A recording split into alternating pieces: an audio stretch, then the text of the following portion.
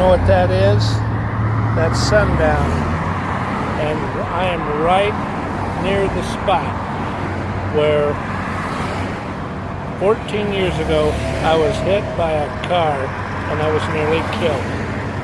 And somewhere between 7:20 p.m. and 7:40 p.m., April 6, 2011,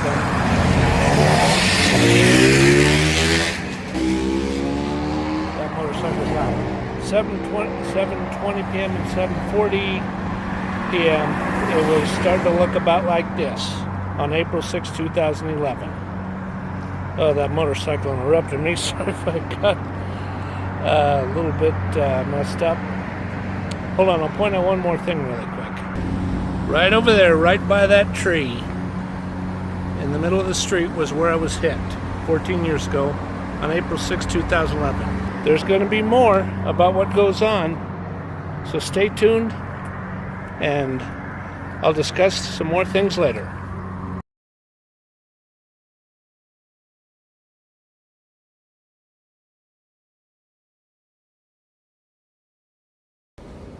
Hi, YouTube fans. This is Matt of Post-April 6th YouTube channel. I'm back again from what I was doing earlier today. Let's forget about the incident where where I was hit by a car and I nearly lost my life. I mean, even though that's the fact that I'm grateful that I'm still alive isn't what this vlog is about. It is about 1979. See? 1979.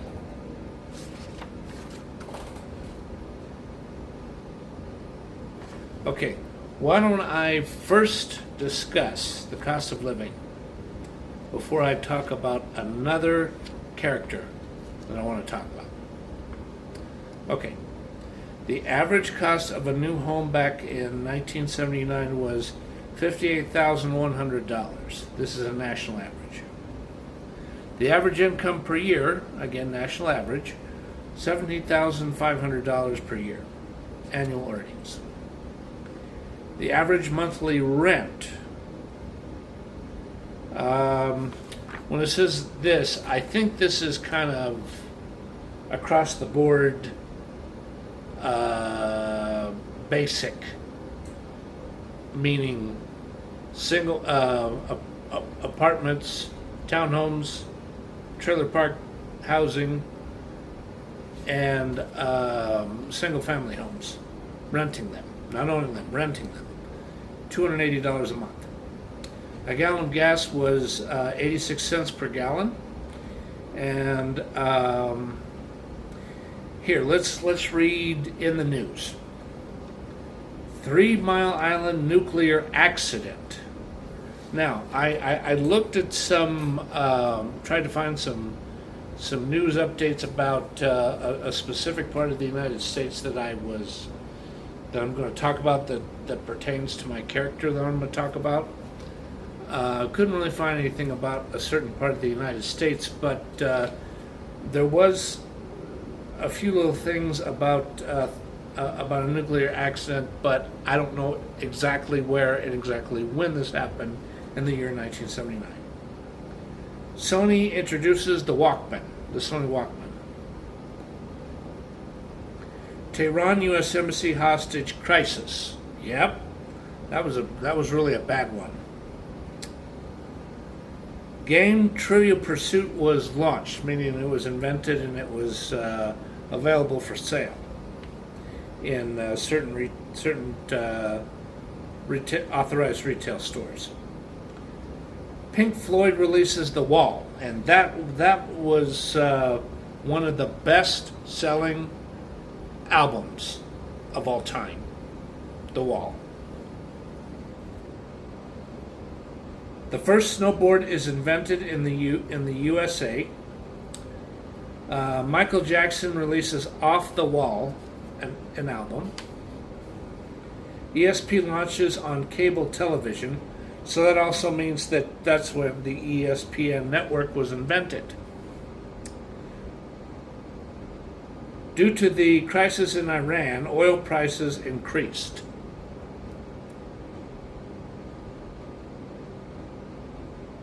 And there was also this, causing public panic and gas rationing. Yes. And it says the popular TV shows were, and this is stuff that had just been created, and some shows that had been around for a while. MASH, The Waltons, Happy Days, Little House on the Prairie, Saturday Night Live, and I bet that one was pretty hot. Charlie's Angels, another one I think that was pretty popular. Quincy M.E., and that's a third one that was pretty popular. Love Boat, that's a fourth one that was pretty popular. Three's Company, a fifth one that was pretty popular. And Dallas, because see, Dallas was really starting to catch on and it was new. It had only been around for like maybe a year. Different Strokes, Mork and Mindy. I'm sorry, I don't like that show because Robin Williams did some good acting, but hearing him saying Nanu, Nanu. Tired of hearing it. I better stop thinking about it. Taxi. Oh yeah, that was a good program. It says other costs, because even though the Walkman has already been mentioned, here are the actual costs of some items. A Sony Walkman, $200. A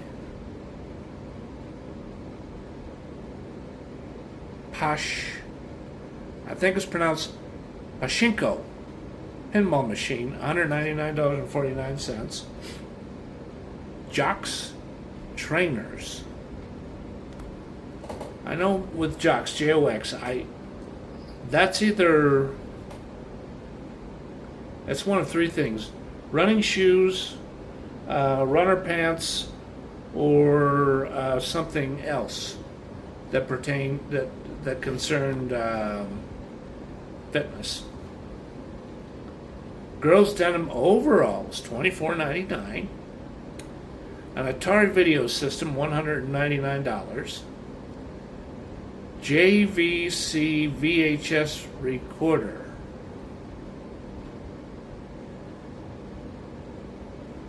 What? It says it's only $54.99. That's got to be completely inaccurate. More like $854. Whew. That was a major typo error. Men's blazer, vest, and slacks, $39.99. King size beanbag chair, $19.99. Okay.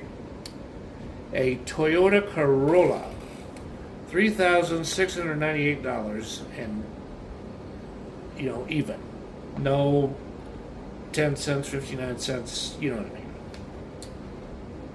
I mean. Mercury Cougar XR7, $6,430, which is believable to me. Superman the movie. Every Which Way But Loose. Rocky 2, yeah, Rocky 2. That was the one where Sylvester Stallone comes close to losing, but towards the end he really socks away and he wins. The Amityville Horror. Star Trek the Motion Picture. Okay. Moonraker. That was a James Bond 007 movie. The Muppet movie. Deer Hunter. I thought that came out in '78. Oh well, I guess it was '79. Kramer versus Kramer. Okay. My Sharona by The Knack. Bad Girls by Donna Summer. Le Freak by Chic. Do You Think I'm Sexy? Oh, I remember that song. That one was a good one. It's by Rod Stewart. Reunited by Peaches and Herb. I Will Survive by Gloria Gaynor. Hot Stuff by Gloria Gaynor. She had two hit songs. She did good. YMCA by Village People. I'm sorry, I'm tired of hearing that song. I heard it too many times. Ugh, I don't want to hear it anymore.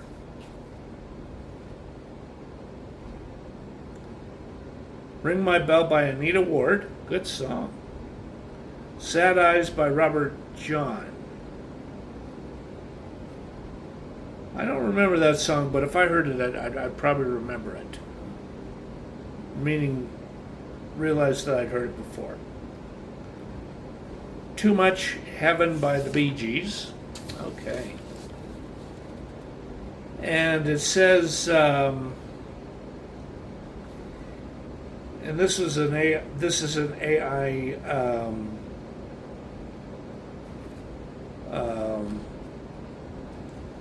information analysis, I guess. What AI says. It says in 1979, common groceries were much cheaper than today. Oh yeah, you better believe it. That's true. With examples including a 22-ounce loaf of white bread for about 29 cents, bacon for around 99 cents a pound, and American cheese slices for $109. No, not $109. Come on, $1.09 package. Package about this size, approximately. A gallon of milk cost an average of $1.03 for a whole gallon, and ground beef was approximately $1.47. That's a fairly big hike compared to 1972. Okay.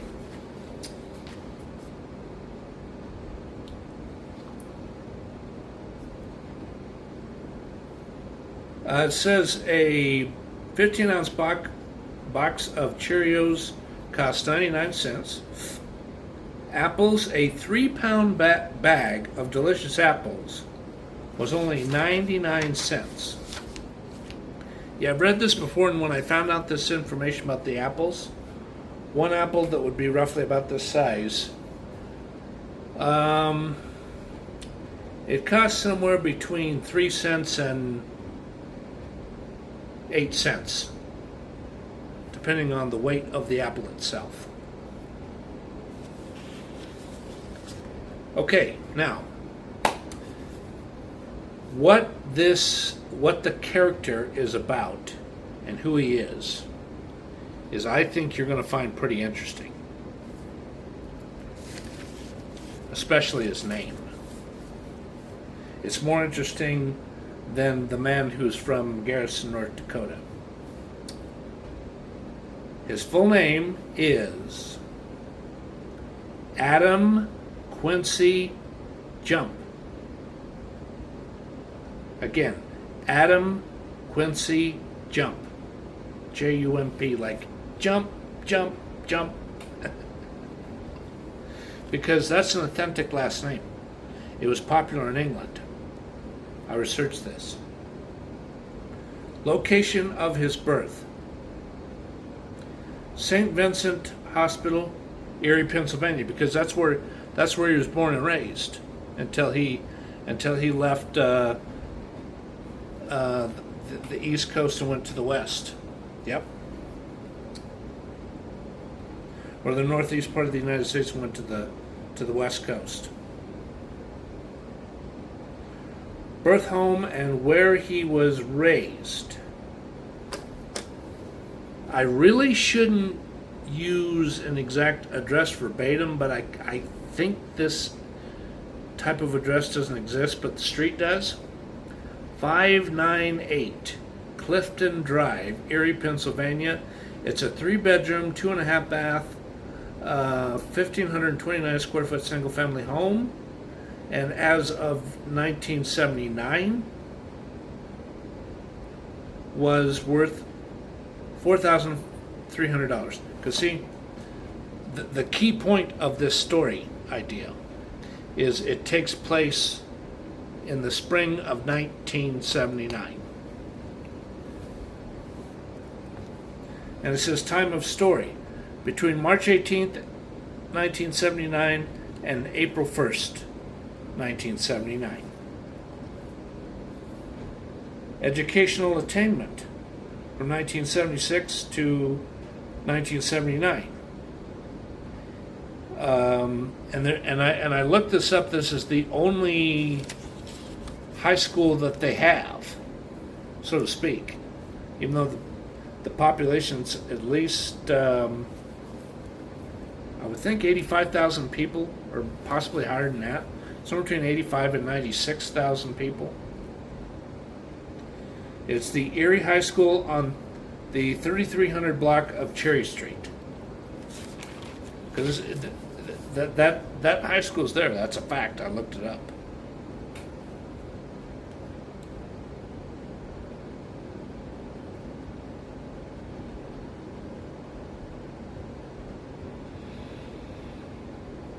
National ancestry of Adam. 60% Armenian and 60% of British, England, part of United Kingdom. And he is 4% Native American. Physical characteristics: height, 6'3". I mean, for 17 years old, he was pretty tall. Weight, 194 pounds. Hair color: black hair with about. I got a lot of gray hair, but with him it was 8 white streaks. Shoes: it wasn't a 9M, it was a 9 wide. Grade average in high school, mostly B- to B+. And 2 courses had a C or a C-. Reason why Adam dropped out of high school and moved to Los Angeles. Adam was really tired of Pennsylvania's ways,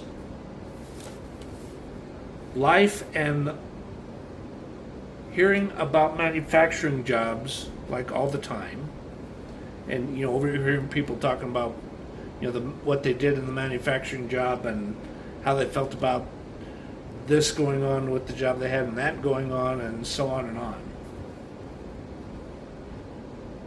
And lots of adults were too old school. From October to late February, the winter was far too cold. On January 3rd, 1979, his 17th birthday, this happened. It was 33 degrees below zero, and the wind was 10 to 16 miles per hour, blowing lots of snow around because the parents had a special aluminum paneling on a lot of the windows so that they didn't so that the windows didn't break. And when they would peek out of this little peephole about this big around, they saw a lot of wind blowing, and they were like really dressed up, and what happened was Adam just got really upset. He leaned up against the wall and he really started to cry. And his dad, tried to use a little bit of tough love, and he says, "Hey, come on, stop it. Stop it, stop it, stop it, stop it, stop it, stop it." And he's like, and he gets mad, and he's like, "I don't want to live here anymore. I don't want to live here anymore." And his dad says to him, "Adam, I know this is a very bad day for you, but don't think like that. He says, if you're really upset, he says, why don't we go downstairs and I'll let you put on my boxing gloves and we'll punch the big boxing. It was one of those big ones. It was a big cylinder-shaped one, like for kickboxing. And he was just really punching away at it to make himself feel better. But the good thing is despite him feeling upset, his mama brings out some ice cream, or no, some heated apple pie with a scoop of ice cream, and there was some prime rib. Yep, prime rib. I mean, he loved prime rib. Prime rib with asparagus. He loves that. I mean, that's just the best. And they reassured him that, when things blow over within about a week, they'll take him out for dinner and they'll give him a nice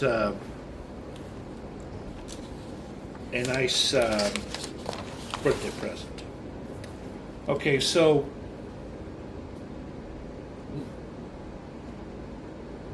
the other things that I'm about to discuss pertains to this story. So why don't I go ahead and bring up some research that I have done about 1979, about the cost of living. Some things I haven't mentioned already. Apartment rent in Erie, Pennsylvania in 1979 ranged between $150 to $200 per month. Apartment rent in Los Angeles, because this was not twice as much, but it was a noticeable spike. $272 a month, at least. $272 in 1979 was pretty big bucks. Single-family homes, how much they were selling, the cost of them on average, $62,900. Now, $62,900 then was the equivalency of, now, at least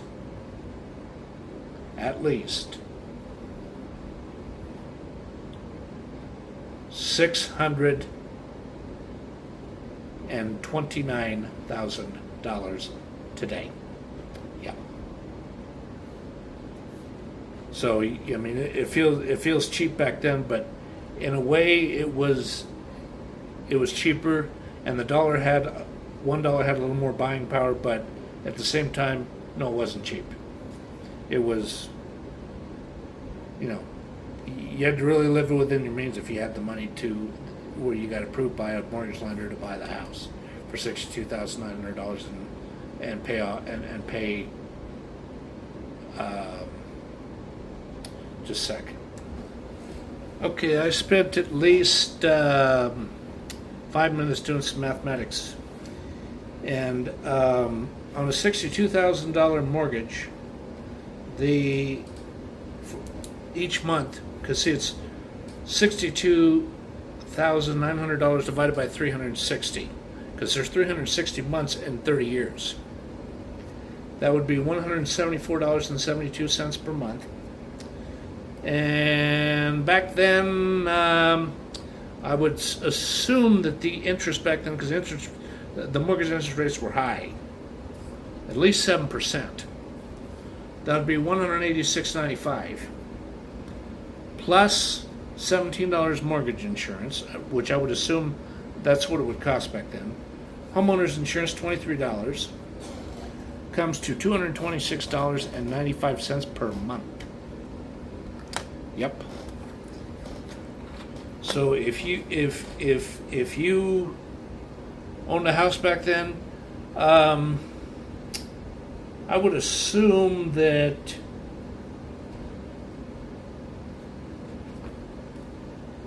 I would assume that one's earnings would have to be an absolute minimum of $678 per month, preferably $700 to $800, which wasn't impossible that back then, but it was harder to do then versus now. You guys know what I'm talking about, or all the viewers know what I'm talking about. Okay, so I also looked this up.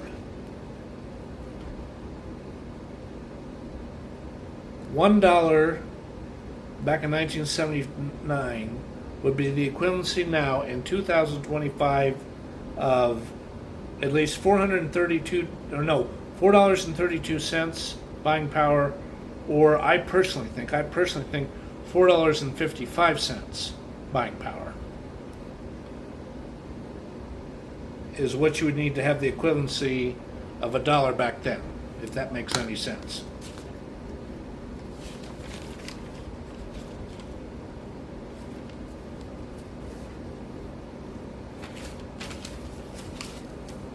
Okay, I'll get to that in a bit. Now, here's what happens.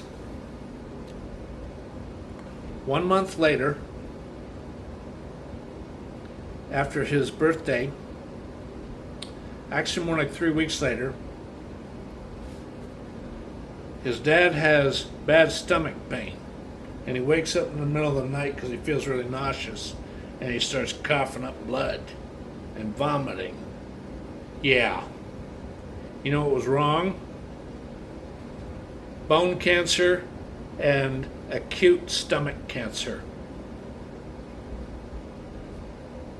And they ran all types of tests after colonoscopy and certain types of other type of tests that would be done with medical equipment. I would assume ultrasound or whatever else they would use. And they gave him a radiology type of cancer chemotherapy treatment, or radiology type of chemotherapy type treatment. Didn't do no good. And dear old dad had quite a bit of money saved up, because you see,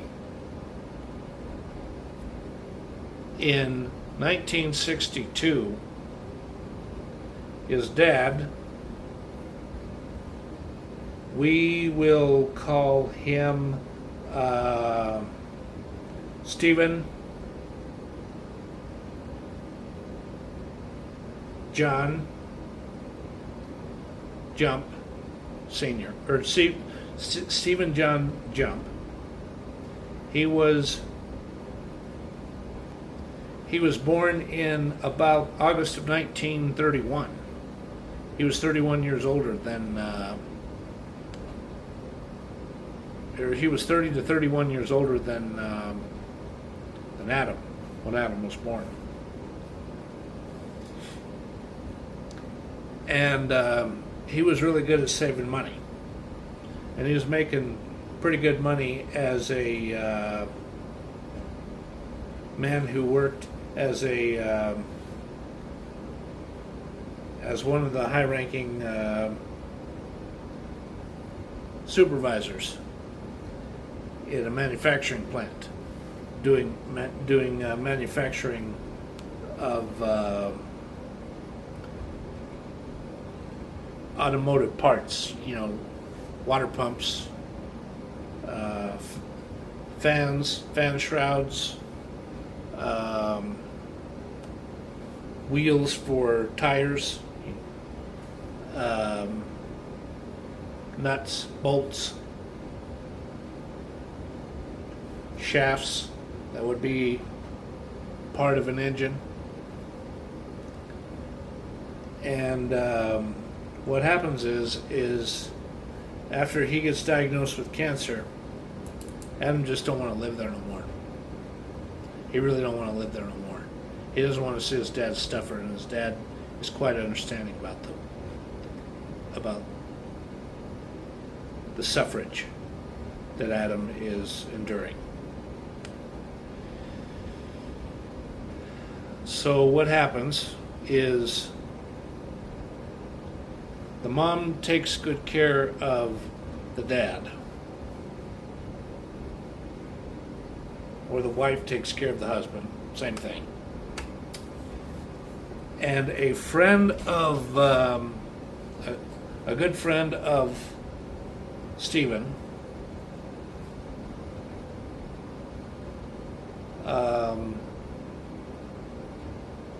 drives him out to Los Angeles. Actually, they take turns driving. Adam and the friend. The friend would be Jack. Jack, I think it would be Ralston. Ralston was a popular name, last name back then. He wasn't a bad guy like in the movie Extreme Prejudice of 1987. Okay, so Jack Ralston and them take turns, and they drive for, it takes almost a couple of days. And Adam has advanced several $100s to do this. More like $600. Yeah. And he does some looking around in Westlake, and I think it's Cypress Park, because Westlake would be here, Cypress Park would be here, because this is part of Los Angeles itself. It's not Los Angeles Metro, it's the city of Los Angeles. Cypress Park and Westlake would be, if they're not neighborhoods, they're areas within a neighborhood that are well known. And Adam looks at least 8 different apartment buildings, and then within about a 5-mile radius. He doesn't want to live in Hollywood. He really doesn't, because he's worried that he's going to have to put up with a lot of people roaming around and people coming knocking on his door, thinking that he's a famous actor and wanting to know where the famous actor lives now, or if they're not a famous actor, it's going to be some egotistical big shot that wants to try to persuade him to become an actor, or get involved in extras, or do some type of annoying door-to-door salesman crap that he doesn't want to be bothered with. And then what happens is finally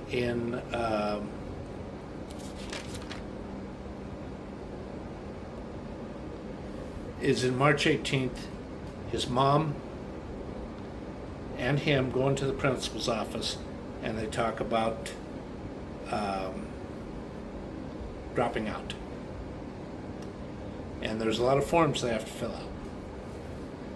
And what happens is according to what I would think would be state law and bylaws within the Pennsylvania Department of Education and city bylaws, they decide to approve his leaving on March 25th, 1979, 7 days later. And he doesn't even bother to finish the day.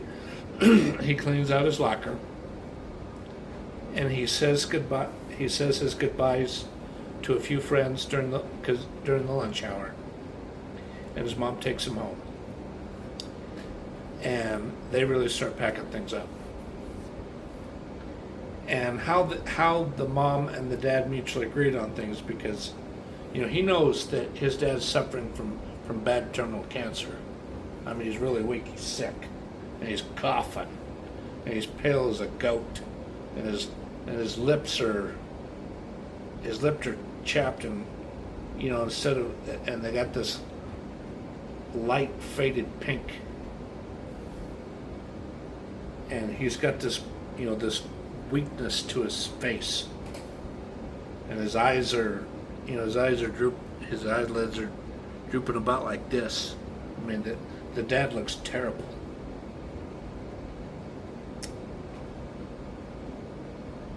And then what happens is he gets approved for an apartment on the 200 block of South Occidental Boulevard in Westlake, Los Angeles. And he mails a,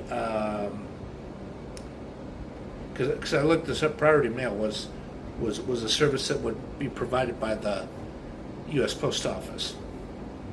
You go directly to the branch. You don't go to some satellite place. Probably back then, you had to go to the post office directly.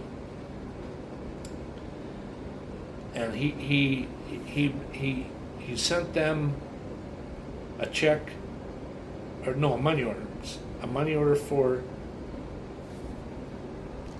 $479, priority mail, in a special 9x10, 9x12 envelope. It's not one of those regular business size envelopes. It's an envelope about this big. And what happens is his mom drives him to Erie, Pennsylvania airport, because the distance between where they live and the airport itself is probably only about 4 to 5 miles away. It's not that far of a drive. It's a drive that can be handled within about 10 to 15 minutes. And he's got a Foot Locker that is huge. That's one thing. The other thing is he's got a duffel bag that is chock full. And he's not going to bring that on with him. It's going to be part of the checked-in luggage instead of the carry-on luggage. And he's got a suitcase that is filled up. And the other thing is, it's one of those things. It looks sort of like a ladies' thing. And I'm pretty sure Samsonite had those. It's called a shoe bag. It's one of those things that it was huge. It looked like a humongous lady's purse, or like unisex purse, more than likely. And there's like 3 different pairs of shoes, and there's also some magazines and some other stuff that gets checked in too.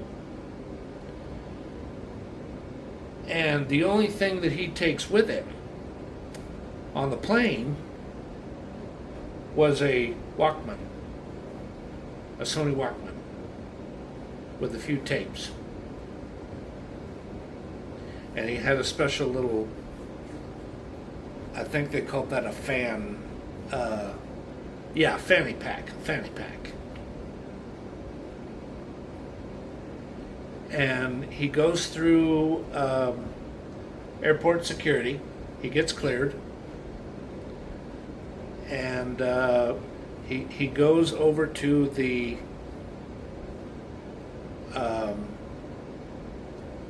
departure dock for American Airlines, because about the only airline that Erie International Airport does business with. There might be more than one, but after the Google search I did, there's only one, and it's this, American Airlines. And he buys himself a hot dog and some chocolate milk before it's one of those long chili dogs, and he puts relish and onions on it, and and even though it fills him up, because I mean there's a lot of proteins and meat in this one, and it's a very good hot dog, but it really fills you up.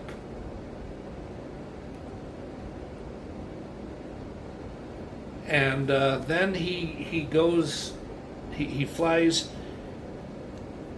at around 10 a.m. out of Erie. Now, due to the fact that the distance between Erie, Pennsylvania, and Los Angeles International Airport, or LAX, is this amount of time. Okay, after doing this with my rinky-dink smartphone that is going to go bye-bye, I finally was able to actually determine an answer that's accurate. Between 5 to 7 hours between Erie, Pennsylvania, and Los Angeles, California, because they're figuratively speaking about this far apart. Los Angeles is here, Erie's up there.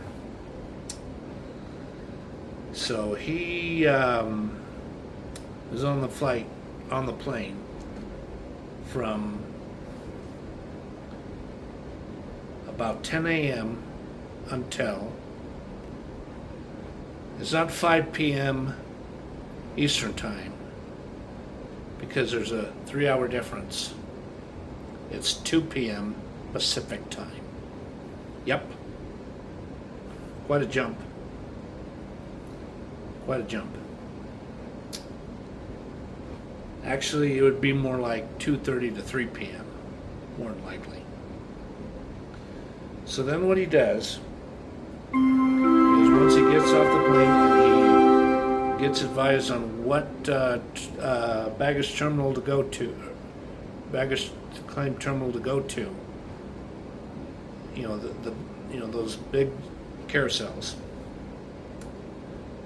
he has to stand there and wait, because the flight was the airplane was pretty filled up. He has to stand there and wait over 20 minutes to see the first one. After he sees the first one, then he sees the second one. But after the second one, it don't show up because it's a big footlocker. So then what he does is he puts the shoe bag over this way, and he grabs the other luggage that's chock full and heavy as hell. I mean, that piece of luggage probably weighs at least 32 to 35 pounds. And the guy says, "Okay, let me see your ticket."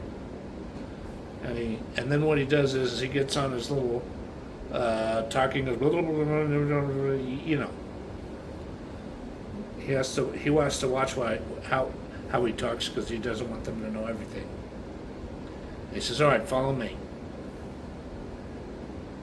And then what happens is they go probably, oh heck, at least a couple of city blocks. And he grabs one of those things that you would see in a hotel, one of those rollaway luggage. I guess it would be called a luggage dolly or a luggage carrier. And then they get into a special freight elevator, and they go downstairs, and they match up. He looks at the ticket, and he keeps looking at everything, and he says, and then he points. He says, "Is this it?" He says, "Yes." I said, "Yes, that's it." I almost said officer, because he's not an officer. He's a luggage courier. And the guy loads it up for him. And he says, "Okay, here's what we're going to do now. We're going to go up on the cargo elevator. We're going to go back to where we were." And he says, "Do you have a cab company picking you up, or is it a hotel shuttle?" He says, "What's the deal?" Or "What's up?" He didn't say what's the deal. He says, "What's up?" And he says, well, I was going to get an airport shuttle service, pick me up. He says, oh man. He says, which one? And hold on. It would be shuttle load airport shuttle services. So what he does is he says, okay, come with me. And they go over to what would be called a customer service atrium booth. And he goes to the right one, the one that he knows would be able to set up a shuttle service ride with shuttle load. You know, this isn't Adam doing this. This is the employee who works for LAX doing this. And the courier talks to the customer service atrium agent, and then he immediately gets on the horn with shuttle load, and shuttle load gets something. Gets an answer back to the agent within about a minute and a half approximately, and then the agent hangs up the phone. He says, "Okay, sir." He says, "Right out there." He says that. And he says he points in that direction instead of that direction. He says, "Go over there, or go over there." I'm doing it this way so you know what you know exactly how he's demonstrating and what he's talking about. He says, "Go over there, near where it says Hertz." And he said, "The shuttle load will be waiting for you, because right by that thick concrete column, you're going to see a logo for shuttle load. It's painted on that thick column." He says, "Okay, thank you." And then he goes over there, and he waits about a little over 5 minutes, and the shuttle load guy, who's got 3 passengers in there, goes over there, because what also happened between what the customer service atrium agent did, got established with shuttle load, and he goes over to where he's supposed to wait. The courier uses a dolly, you know, one of those utility dolls which you see in automotive repair and other types of businesses. And then what happens is, when all 3 of those items are over where they're supposed to be, he waits for 5 minutes, like I've already said, a little over 5 minutes, like I've already said, and then the guy stops and gets out, and immediately Adam hands him $10, a $10 bill in cash, and the guy loads everything up, and then they go to Occidental after they drop the other 3 passengers off one at a time. And it takes, and I kid you not, at least 33.7 minutes, meaning 33 3/4 of a minute, or 33 minutes plus 3/4 of a minute, about 45 seconds roughly, to get there. And then what happens is a maintenance man is out there, and he comes out, or he comes back in a couple of minutes with one of those with one of those dollies for the footlocker, because the footlocker is heavy. The weight on that footlocker must be at least 62 pounds. I mean, it's really a heavy one. If it's not 62 pounds, it may be as much as this, and I kid you not, it may be this high. 77 pounds. That's quite a lot. So the two of them go over to the leasing office, and he signs the stuff, and the leasing agent verifies that the safety deposit form of payment, and they sign a bunch of things, and he gets a manual. And then the maintenance man comes back, and what he does is he has one of those little carts with a bit of a pickup bed on it, and they go over to a different part of the apartment complex on Occidental, and they go over to his unit, which is on the first floor. I believe it would be unit 109. Yes, 109. And they unlock everything. I mean, actually, it's not the maintenance man. It's the Adam unlocks the key. He gets in, and he goes into the apartment, because he carries a couple of things himself, and the maintenance guy with a dolly that he has on the cart brings in that thing, because that footlocker, again, like I've already said, is quite heavy. And then he lays it down in the middle of the living room area, and he just starts looking around at everything and looks through the drawers and whatnot. And he goes to the bathroom, and then he starts opening up the footlocker, and he starts putting things away, hanging it up in the closet, putting it in drawers at least for the time being. And he does he does as much unpacking as he can. And then, because see, this was before the days of the internet. And he has no yellow pages or white pages. And then he's just like scratches his head, and he's like this, and he's thinking, he's like, wait a minute. I didn't look in this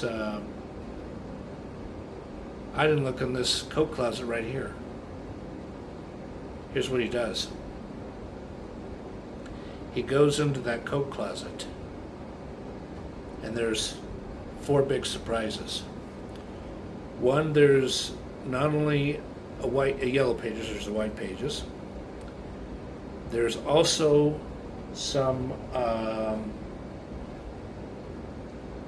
I think it would be Scott brand toilet paper. It'd be like an 8 or a 10 pack. And the other thing that there is some Maxwell House coffee. He doesn't have a coffee maker, but he's going to buy one. So what he does is he gets out a notepad that is similar to this, but it's got more of that 1970s design instead of like this one is now. And he writes down things he knows he's going to need.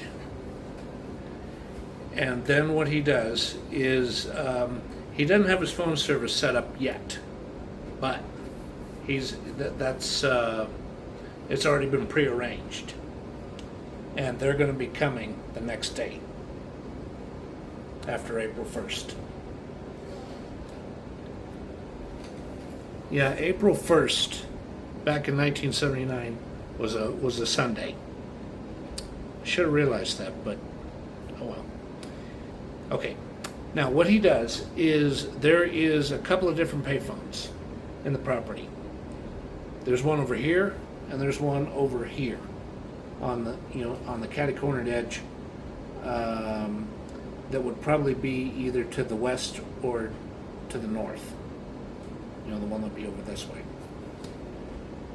He looks through the yellow pages that's there, even though it's a little bit damaged, and it has some pretty grotesque words and profanity and some drawings that are quite nasty. Yeah. He looks at the one for LA Metro cab, and he gets it, and he starts. He puts a quarter in there and goes dun dun dun dun dun dun dun dun dun, dun.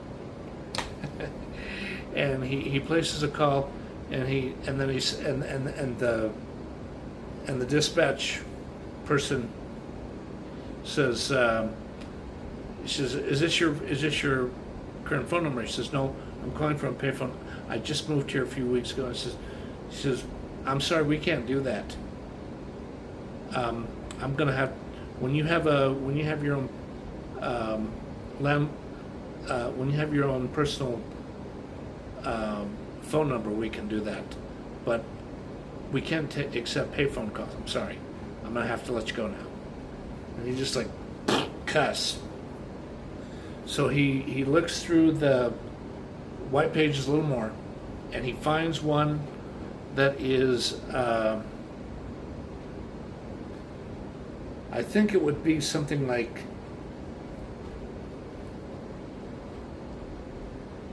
California Freedom Taxi Service, something like that.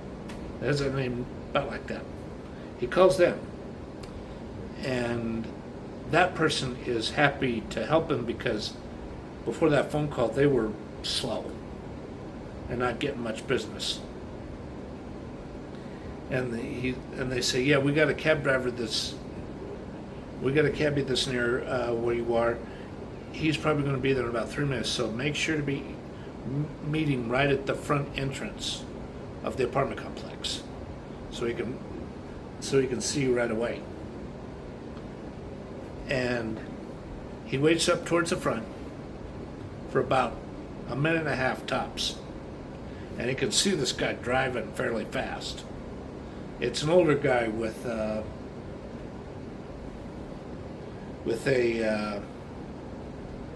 tweed cabbie hat and dark horn-rimmed glasses. Even though he's shaved, you can tell he's got a thick beard and he's got a little hair in his nose. And he kind of talks in kind of like a husky New Yorker accent, but he's a nice guy. And he pays him X amount of dollars to go to a Vons grocery store that is about 1.89 miles away from South Occidental Boulevard. And he goes in there and he buys several bags of groceries. And then what he does is he pops in a quarter when he's done, he's checked out, and he's paid his bill. And he goes over to the payphone that's right by the front entrance, and he calls that number back. And then what goes on is it's not the same guy, but it's a guy who's has no hat and he's really bald. He's only got a little bit of hair right here, and he's got thinner framed glasses that look kind of modern, but it's dark glasses. In fact, the glasses kind of look a little bit ahead of their time. And he's got on a Bee Gees t-shirt and nice dressy looking pants, men's pants, slacks. And he speaks in sort of a Bostonian accent. And he drives him back there. And the amount of money that is spent down there and back it's not $20, $30, $40, because even back then things were cheap with taxi rides. It was only about $7 for both rides, to and from. And then he gets back to the store, or to his apartment. Almost said house, but it's an apartment, you know what I mean. And he starts putting away the groceries, and in one of them, there is a Mr. coffee maker that normally would have cost at least $35.99. It's on sale for $23.99 because they want to get rid of it because they got so many of them. They're desperate to sell them. You know, it's one of those whitish Mr. Coffee maker's got a little bit of a wood grain on it. Wood grain decals that kind of look like there's a little like it's got kind of like a wood contact paper on there. You know what I mean? And he hooks that up, and he rinses out the inside, and he cleans out the compartment where you put the filter. He rinses out really good, and he dries it all off with paper towel, and he puts in the filter, and he puts in some Maxwell House coffee, and he goes over to the Foot Locker, and even though he has to pull some things away, finally he sees a nice brown drip coffee mug.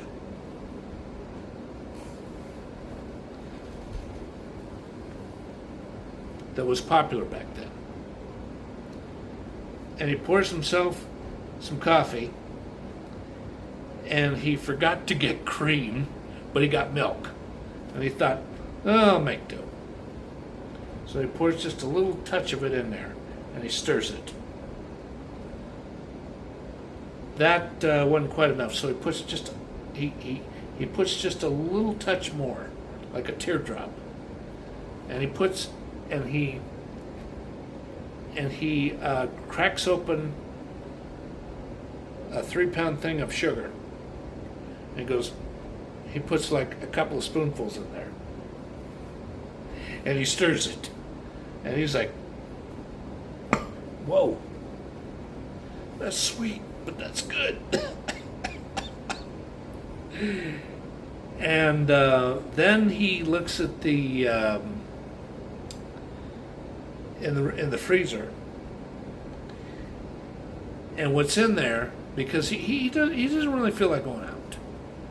I mean, he's really tired.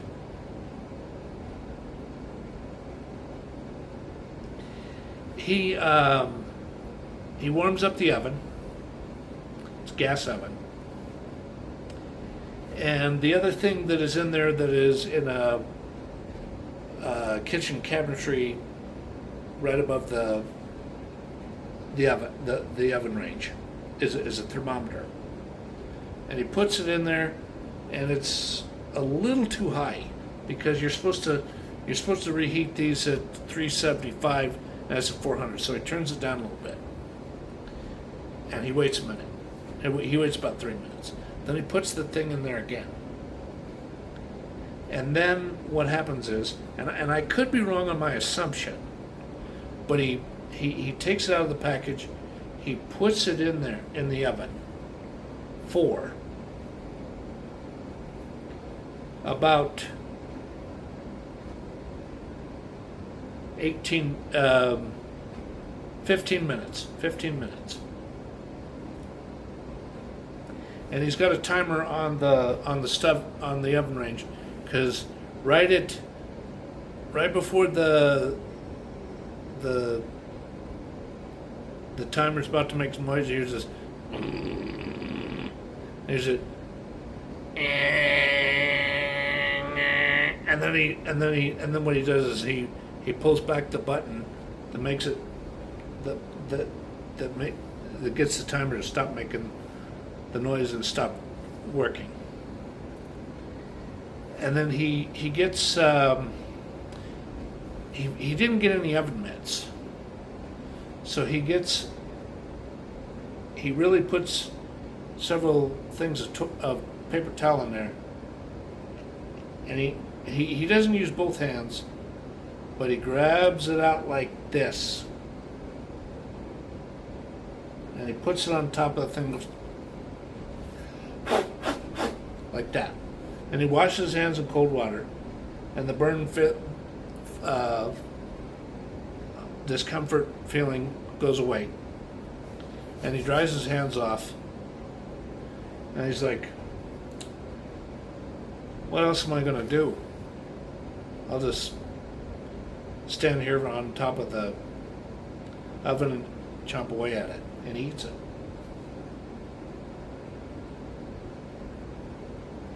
And then after about 9 p.m., he gets a knock on the door. And what it is it's the pizza man. And he writes, he hands him a letter from the leasing office, because he knows the names of the people and he recognizes the signatures. What it is, there's a medium 2-topping pizza, pepperoni, and olive. And he also gets one of those refrigerator magnets that has the direct number, and it tastes so good that he has like a couple of pieces, and then he's like, oh, and then he eats half of another, and he's just like, oh man, I'm really stuffed. I better not eat any more. And then he puts the pizza box back together about like that, and he puts it in the refrigerator. And he takes out a portable radio that's about this big, roughly, with batteries in it already. And he just thumbs through and he listens to some rock and some jazz, and then he just starts going,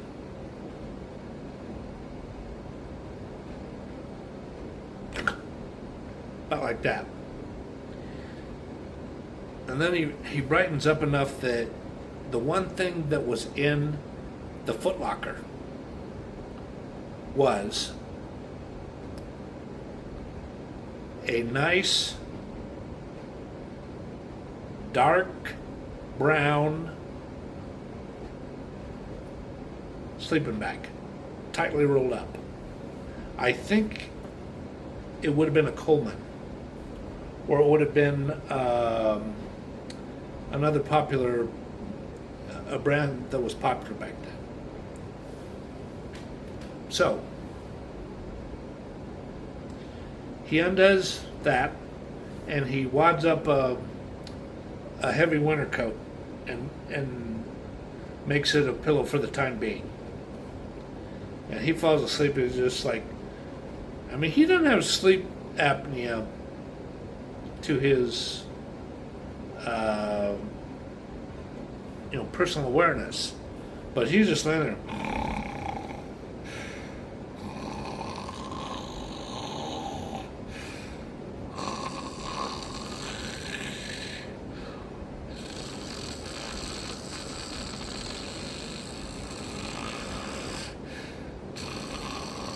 for hours and hours and hours. And at about 6:30 in the morning, the sun starts to go up. And he gets up and he uses the bathroom. And he takes a collapsible aluminum bathroom cup, or camper's cup.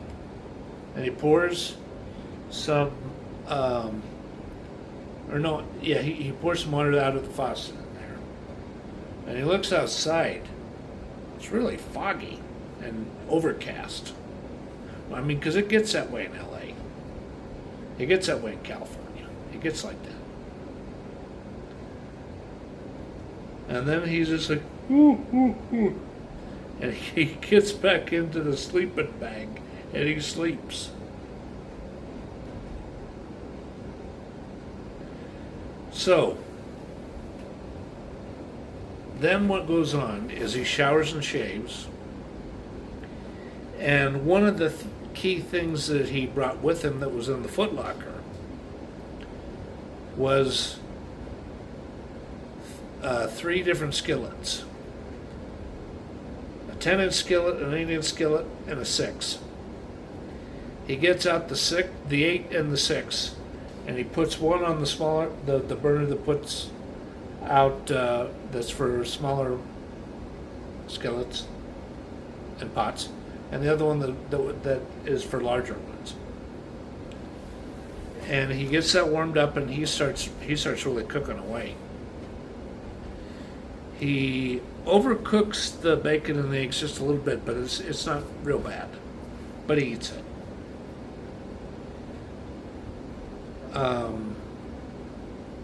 What he does, even though he doesn't like to do this, he really he doesn't fold it up, but he puts 1, 2, 3, 4 a paper towel, and he makes a what I call makeshift or highly temporary makeshift plate. And he puts the bacon on one side and he puts the scrambled eggs on the other. And then after that he's a little bit hungry, so he cooks up a little more of the bacon. Yeah. And then he eats that. And he's looking through the cart, or I'm sorry, the Foot Locker again, and he puts a few things away in the coat closet, and then all of a sudden he hears this, and what it is, it's a telephone repairman, and he comes in, and he's got a box under his arm about like so. And he has him sign some things, and then he unscrews the thing, and he takes out a testing thing, and he runs a little bit of a test. And then what he does is he gets out what's called the, I think it's called line tester or the butt. And he starts clipping it, and he starts going, doo doo doo doo doo doo doo doo. And he says, yeah, this is Dave. 0903333 CA GMD. Yeah. Uh-huh. Uh-huh. Uh-huh. Uh-huh. Yeah. I can hear you clearly. Okay. Uh-huh. Mm-hmm. Okay. I'll hang up and let you call me back. And then Dave says to Adam, he says, okay, what's going to go on is he's going to call me right back, and if he calls me right back with success and we don't hear any static, he said, I think this will mean that your line is clear and we can plug in the phone. And about a little over 2 minutes go by, and he hears this ring, ring, and then he presses the button he's supposed to, and he says, yeah, this is Dave. Oh yeah, I can hear you clearly. Okay. All right. Yeah, I'll make sure to get that done too. Okay. And then he reaches in his pocket and he reads back some numbers. Yeah, he's going to stay here. This isn't temporary. He's on a 1-year lease. The so-and-so at the office told me so. Yeah. Let me look again. Yeah, that's right. Okay, good. My client will be happy to hear this. Thank you. All right, bye-bye. And then Dave talks to him and he says, okay, I can screw these back in, and then right after that, I'm going to take the phone out of this box and I'm going to install it. And I'm going to run one more little test to make sure the phone's okay. Because the line's okay, but I got to make sure that the phone's okay. And then what he does is he screws everything back in. He undoes the box, and he connects the cord to the phone, and he connects the receiver to the that curly one that goes from the phone to the receiver, and he listens to it, and he listens to it until it goes and then he hangs up the phone.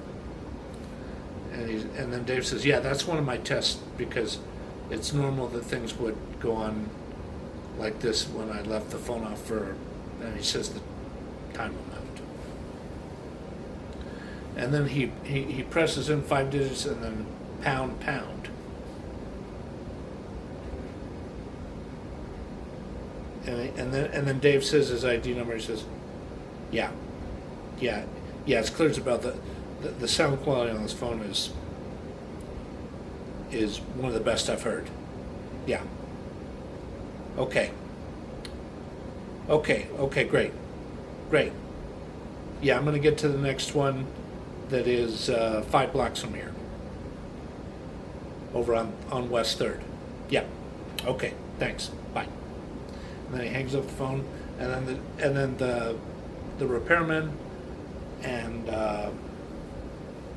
Adam talk a little bit, and then they shake hands, and he walks out, and he gets into his service truck with the thing on it in the back, and goes and does another job. And then what happens is Adam sits kind of Indian style in the corner, and he thinks about who to call first. And he says, "Yeah, I better call my mom." So he puts in the phone number of his mom, and he's not set up for a long distance. That's really crappy.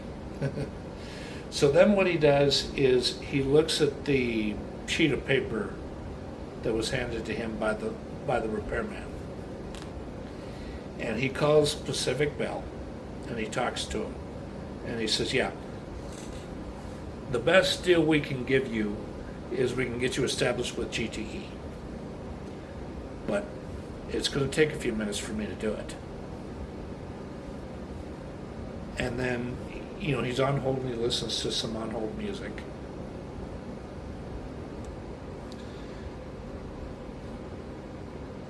Okay, so after she is on hold, or he is on hold by the lady who's quite knowledgeable on how to do this, and he gets set up with, I believe I said GTE, that's what I meant, so GTE. And then he takes out this thing again, and he writes down an account number and a special passcode or PIN number, something like that. And then what he does is he waits about 3 minutes looking at his watch. And then he calls his mother, and she picks up the phone on 2 rings. And they sit there and they talk for, probably at least 15-20 minutes. And then he can hear his dad say, Anna, help, I need some help. And he says, well, hon, I gotta go. That's what Anna says to Adam. And then the call ends. And then what goes on is Adam thinks to himself, he's like,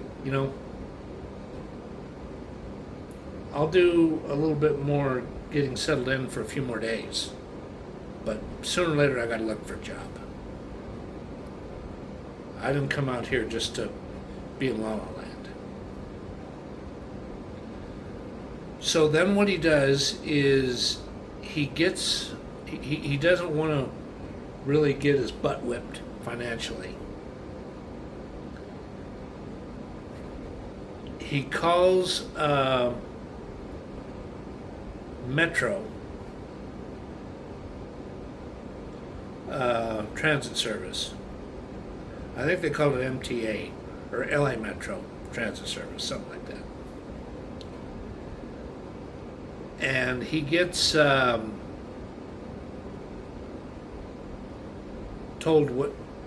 what stop is near him and where it is. And what he does is he keeps going and going and going until he gets near the end of the line. He sees this big shopping mall. The purpose of why he's there isn't because he wants to look for a job. He's looking for furniture. Because even though he's got at least $7,000 to his name, he's got to look for furniture. And he looks in Sears, J.C. Penney's, and I think there might have been a store called Levitt's, and there was another one. I can't think of the exact name of it, but it would be called something Sofa Boutique. And there's another one that is something bedding, and it's narrow, but it's really long from one end to the other. And there's lots of beds and stuff to look at, and the salespeople are pretty nice and accommodating to him. And after he looks around in there for a couple of hours, at one point his stomach really starts growling hard. He's hungry as a bear.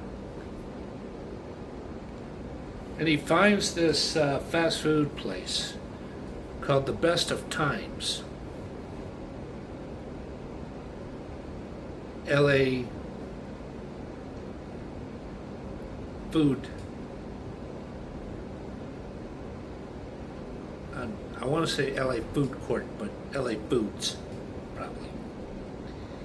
And there's some pretty neat things to eat. And one of the things he eats, because he's so hungry, is a double cheeseburger, fries, and it wouldn't be Orange Julius, because it wouldn't. This company has something to do with Orange Julius, and they get their store shut down if they did Orange Julius. But I think they would call it an Orange Whip or Orange something. That'd be similar to an Orange Julius. And he sips away at that too, and he just keeps looking around. He doesn't get any furniture because he wants to think more about it, but he finds a few little souvenirs that'll help decorate his apartment. They're all in these big paper, he's got like a couple of big paper bags. When he's had enough, he goes out and he waits for the bus that will take him back near his apartment. I mean, from this shopping center to the apartment's at least a 30-minute ride. And then what he does is he gets back, and he starts thinking about some things that he wants to have sent to him, and he starts making a list so that he can get them put in boxes and sent to him.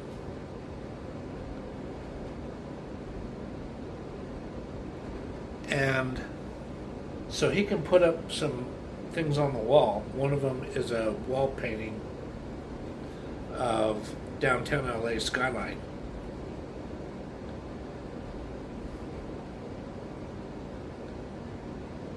He starts looking through hardware stores, And the one place that he calls about, because see, Vaughn's would be that way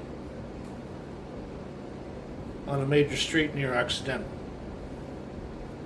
But when he goes that way,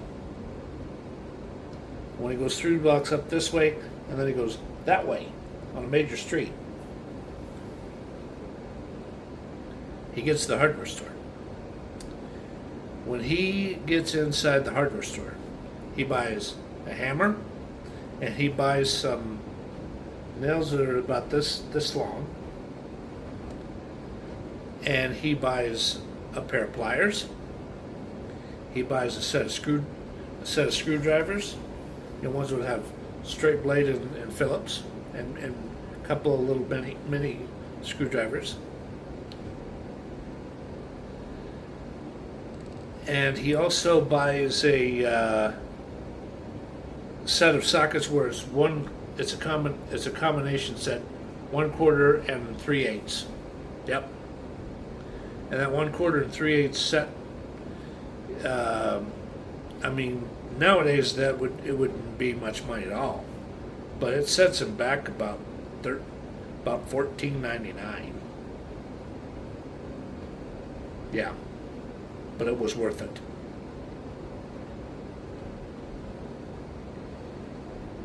And he also gets a couple of things, like one's Windex and the other one's degreaser and the other one's toilet bowl cleaner. And he puts it in a thick paper bag, and he carries it about 3 or 4 blocks back to his apartment.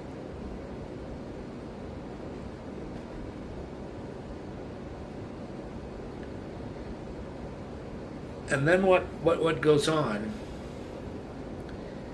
is he takes a cab ride. Instead of a bus, he takes a cab ride because he wants to get there quicker, to a store that is about 5 miles away from where he is in LA. And he finds a store that has beds, a sofa, a coffee table, and a small wooden dining table that can fold up, as well as 2 fold-up chairs. Good wooden fold-up chairs instead of those corny ones. And a bean bag. He gets a nice red bean bag. And he gets he gets a pillow that he buys right there, and he takes it with him. It's a nice king-size pillow. And he also gets a nightstand, and he gets a chest of drawers for his clothes. And that sets him back only $489.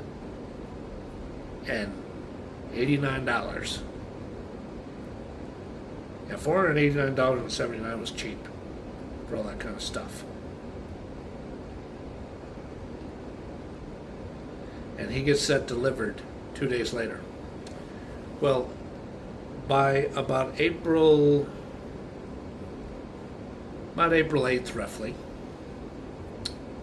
he knows, hey, I really better start looking for a job. So he goes to a thing that's on the property. It's one of those things where you put in a quarter and you open it up and you pull out a LA Times. And he looks through the help wanted ads. And he calls about a few jobs. And the one place that would like to see his application, they say, well, you just came here from Pennsylvania. He says, let me see your driver's license. And he shows it to him. He says, He says, as much as I would like to hire you, even though I know this is authentic, he says, I cannot do a background check on you until I see a California DMV ID or driver's license. Once you can get one of those, then we can talk. And he doesn't get mad and just storm out of there. He understands that the boss is doing his job. So what he does is the next day, April 9th, he goes into a DMV office that is only 3 miles away, and he takes a bus there to get there. And he shows proof of his lease and electricity bill, because those are the two key things he needs to get a driver's license. And then what he does is he's waiting in there, and there's a guy who's coughing and has got bad breath next to him. There's an old lady, she has gas. I mean, she rips some farts because she's just... She ate something a little too strong for breakfast or lunch. And then when he gets his thing approved, he says, okay, the guy's name, he says, sit over there, and we're going to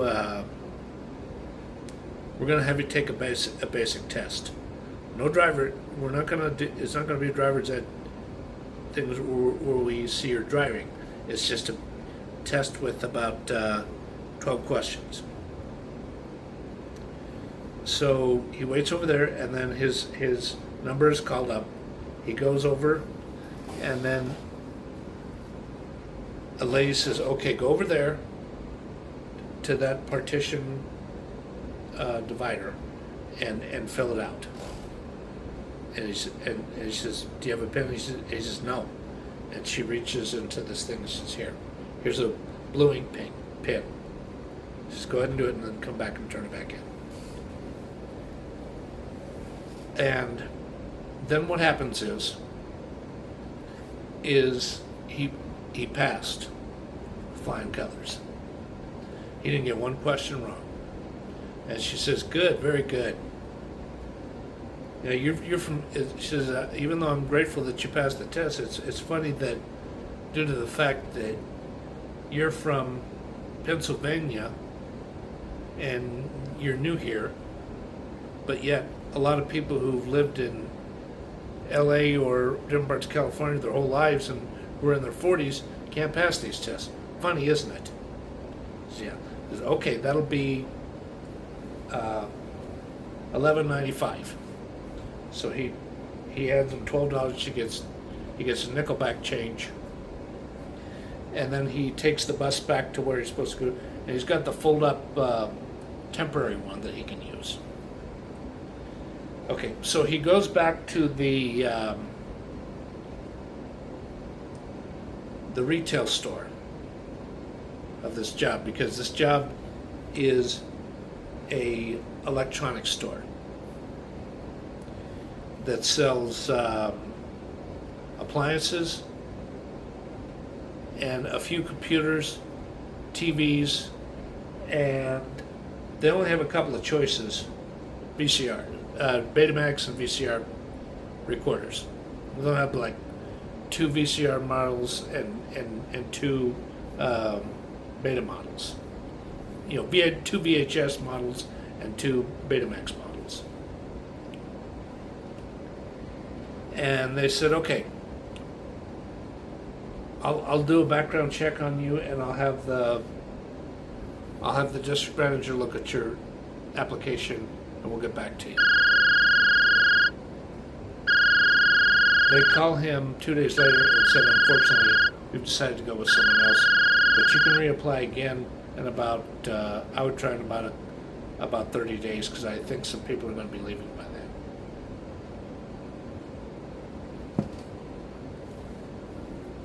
And he keeps applying and applying and applying.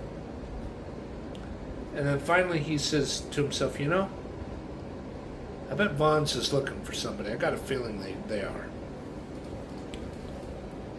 So, what he does is he goes into Vaughn's and he talks with the front end manager. And the front end manager is pretty damned desperate to hire whatever he can get, because 5 grocery baggers, what are now called courtesy clerks, quit. Yep. And so what they do is, because back then, I think they did this in California. I could be wrong, but I think they did this in California then. But now it's a little bit different. He fills out a paper application. He has no resume, but he fills out a paper application, fills it out well. And he writes down the previous address of where he lived, the place on Clifton Drive in Erie, Pennsylvania. And he does have some previous work experience where he worked as a busboy for a restaurant for a year, and he quit. He quit about 3 months before he left Erie, Pennsylvania.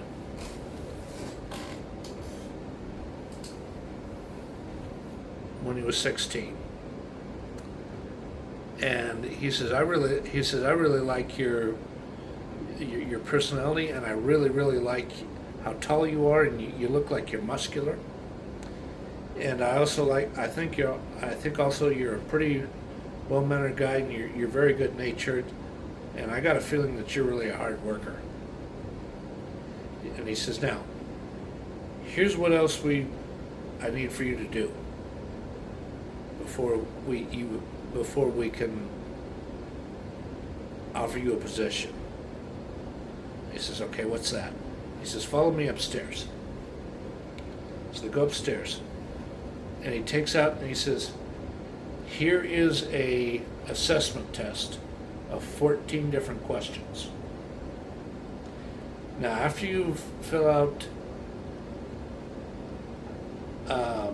a true or false of the first 6, and then you do A, B, C, or D on the multiple choice of the other 6, you have 2 things where you write out a little bit of an essay or a written response.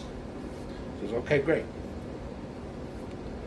And he puts true, false, true, false, true, false, or true, true, true, false, false, false for the first 6 questions. And then he puts A, B, or C on the next 6 questions. And then he writes out a response of how he would handle a certain situation on one. And on the second one, it would be what type of response he would say to the district manager. And he says, okay. He says, wait out here, and I'm gonna have to do I'm gonna have to do a check to see how well you did. Now this is the front end manager saying this. And he's in there for about 3-4 minutes, and he can kind of hear it because he's on the phone for a little bit. And then he comes out with the test in his hand, and he's smiling. He says, when can you start? And he says he can start tomorrow afternoon at 2 p.m. He says, that'll be great. He said, that'd be a great time for you to come in, because I know tomorrow we're really going to be swamped after 2 p.m. And he shakes hands with him. He says, okay, follow him. He says, we need to go over a couple more things before I can let you go back home to your apartment. and he hands him a apron, and he writes down his name and he puts the initial of J. And then he says, okay, what size shoe do you wear? And he says, 9W. He says, okay. He says, lately, because of an overstock of work shoes, I'll put you on the list so that it'll be sent here, and we'll give them to you as soon as we get them. And they'll be nice black work shoes. They're going to feel like tennis shoes, but they're actually work shoes, and they're non-slip, non-skid outsoles. And he says, what's an outsole? And he lifts up his shoe and he says, or no, actually, he didn't take his shoe off, but just for demonstration purposes, he says, it's this right here.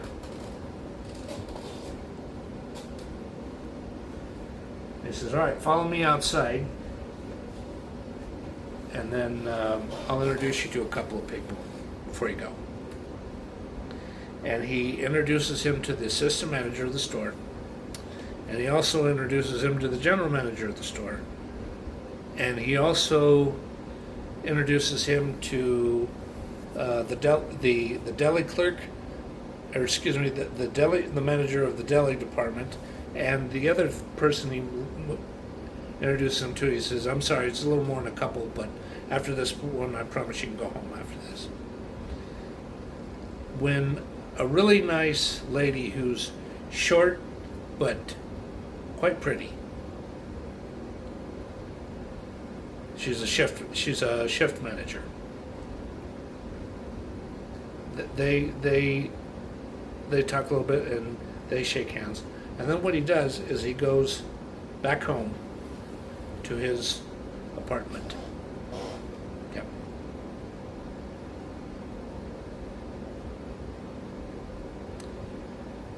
Well, I've been talking for almost 2 hours by now. I hope all of you have found this interesting. So, I'm going to have to sign off.